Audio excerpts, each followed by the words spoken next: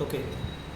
I've explained from the central incisor and the lateral incisor area. From now, we'll try to engage the implant from the first area, first premolar socket.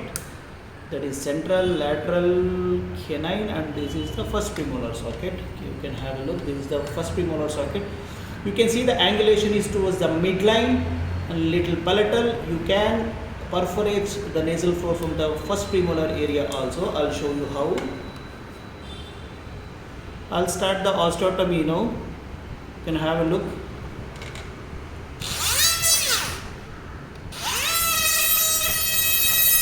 Yes, I have inside. I'll show the picture here. I have inside. I have inside. I have inside. From the first premolar area. Yes.